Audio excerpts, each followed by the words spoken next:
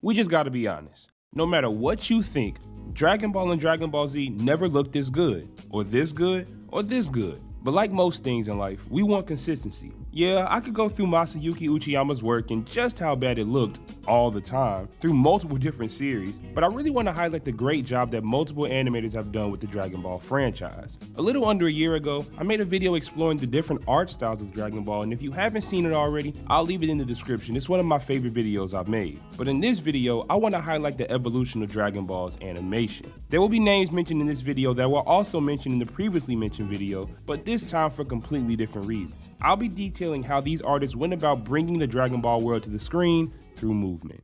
Now, the last time I made a video like this, I went over 8 different artists, and I think I'll do the same in this video as well. In the video I made about art styles, I mentioned how although it wasn't frequent, Masaki Sato's work was the most on model to Akira Toriyama's drawing. And I think Masaki Sato was a great animator too.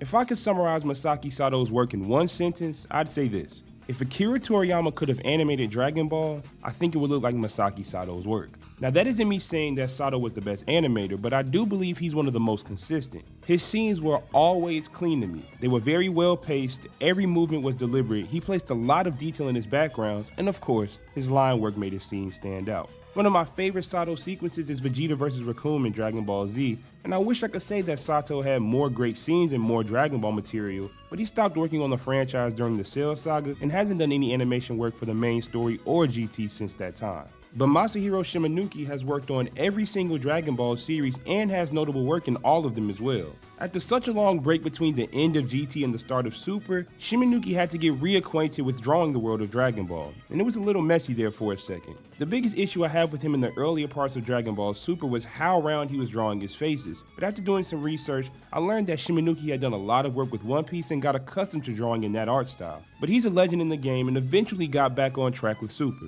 Masahiro Shimanuki is the first of 3 animators in this video that got their big break with Studio Seigasha, and all 3 of them had defining traits in their work. For Shimanuki, it was his exaggerated movements and effects work. I really like how Shimanuki exaggerated movements because sometimes in Dragon Ball, I don't like how certain attacks are not as impactful as they should be. Like you can just tell this punch or that kick was supposed to really hit home, but sometimes they just don't. Shimanuki did a great job of making characters look like they were using their full power.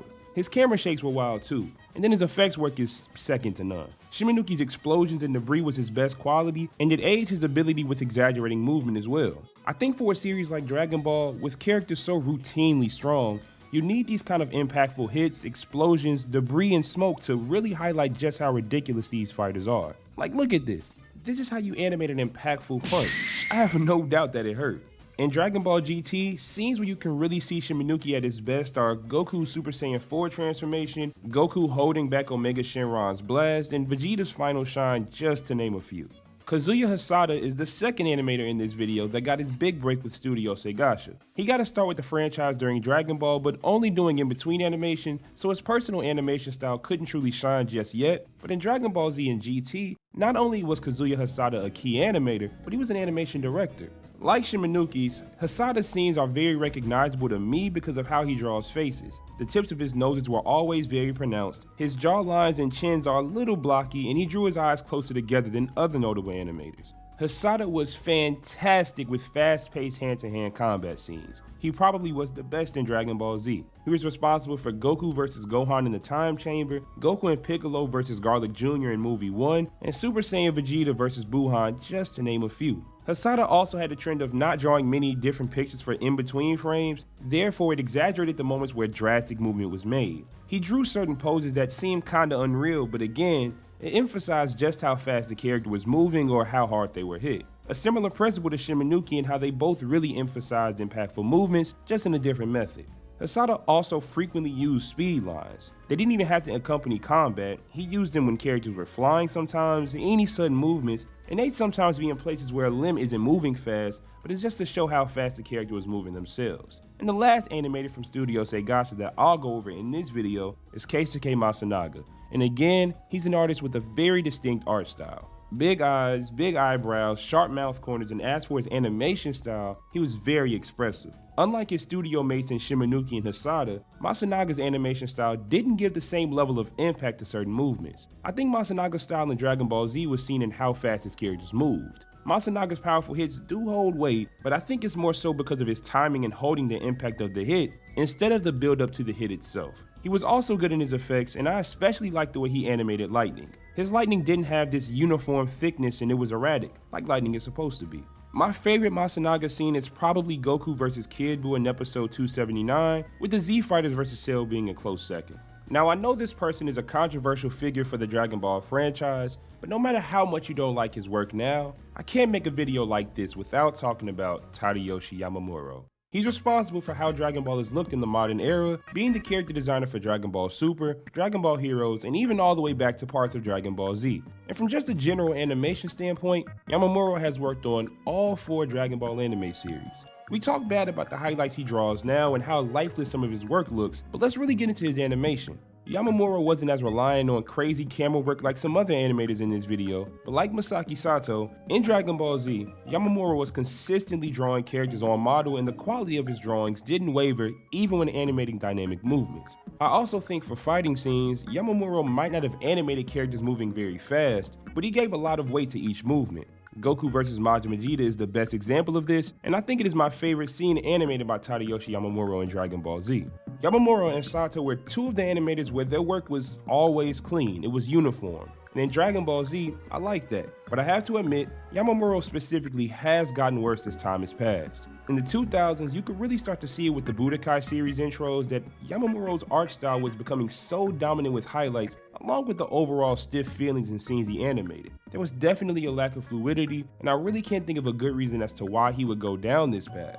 There were moments of solid animation that he directed post Dragon Ball Z, with Resurrection F and Battle of Gods being good examples, but those scenes' key animations were done by other artists. And speaking of newer Dragon Ball content, I'd be remiss not to mention Naoki Tate. He is responsible for the iconic episode 5 of Dragon Ball Super. That episode does look a little weird, but Tate has a unique animation style in general. I personally believe he's a great animator. His style allows him to animate Dragon Ball in ways others cannot, but he has not been so great at drawing the characters in Dragon Ball Z on model recently, which is kinda strange because he worked on Dragon Ball Z and GT as a key animator, and yeah, he was slightly off base, but never as drastic as it's been in Dragon Ball Super. The way some people talk about Tate will make you believe that he's just this terrible animator, and he's not. We just have to be more clear when we speak about animation and art style because those are 2 different things.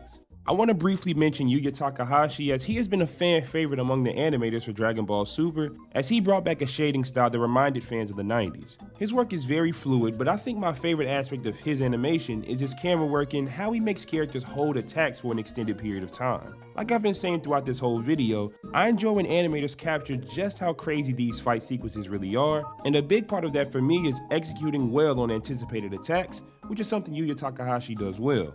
I also want to give honorable mentions to Masaki Iwane from some great work starting at the Cell Saga through the end of Dragon Ball Z, and also Yuichi Karasawa for some good work in Dragon Ball Super.